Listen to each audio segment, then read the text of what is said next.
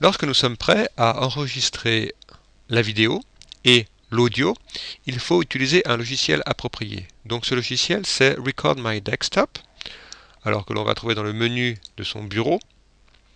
Alors plusieurs façons de le trouver, soit on va le trouver dans un menu qui sera du type son et vidéo. Donc ici, c'est celui-ci.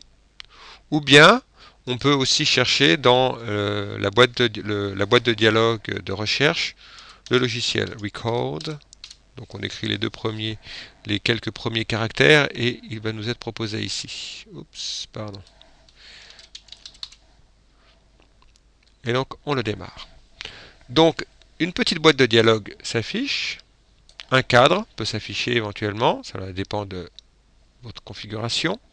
Et un raccourci sur le bureau, en haut ou en bas, selon votre environnement. Alors dans les réglages, comme c'est un enregistrement de ce qui se passe à l'écran, il vaut mieux avoir une qualité vidéo maximale. Donc on met celle-ci au maximum.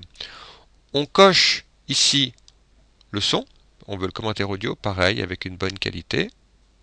Ensuite, on va faire quelques réglages ou vérifications sur des paramètres avancés.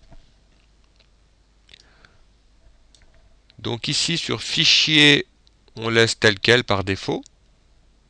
Dans Performance, on évitera de faire un encodage à la volée. On verra pourquoi. On met les images par seconde, donc 15 est un nombre raisonnable, il ne faut pas aller au-delà.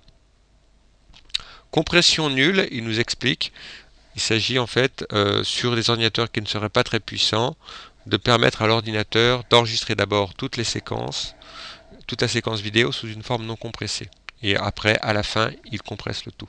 Et c'est un peu la même raison pour l'encodage à la volée.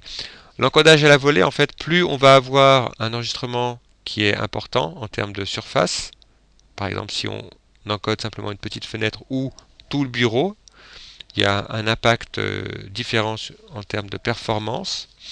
Et si on s'aperçoit, en ayant encoché cette option-là, si on s'aperçoit que le son et la vidéo, l'image, ne sont plus synchronisés, c'est-à-dire que par exemple le commentaire audio est décalé par rapport à l'image, c'est qu'en fait l'ordinateur n'arrive pas à faire l'enregistrement à la volée, en temps réel. Et donc il faut décocher cette option, et l'ordinateur en fait il fait l'encodage à la fin. Ce qui fait que l'encodage est un peu plus long, donc quand on a fini son enregistrement, il faut attendre à la fin que l'ordinateur il fasse toute la compression.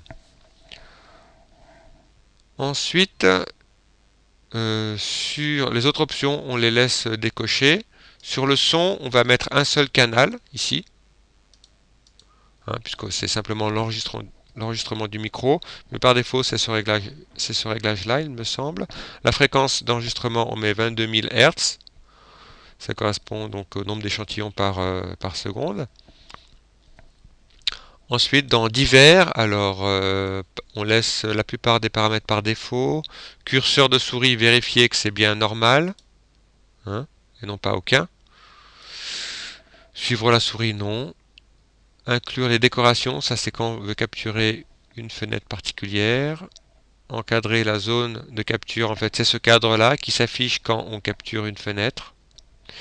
Réinitialiser la zone de capture, c'est pour que l'ordinateur oublie à la fin d'un enregistrement quelle était la zone de capture. Donc c'est peut-être mieux de la décocher si on doit faire plusieurs essais d'enregistrement sur une même fenêtre.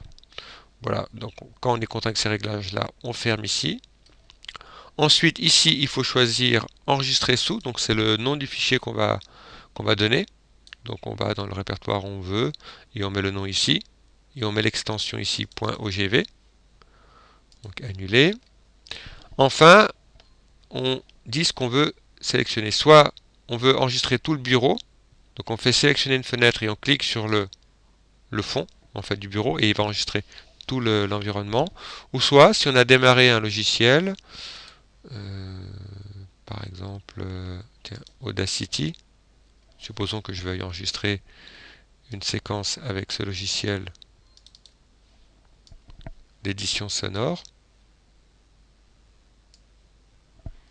Voilà, donc là je vais faire sélectionner une fenêtre et je clique ici. Donc là, il va capturer simplement cette zone-là. Donc quand je veux démarrer la capture, c'est ce qu'on verra dans la prochaine vidéo, il faudra cliquer sur ce bouton-là.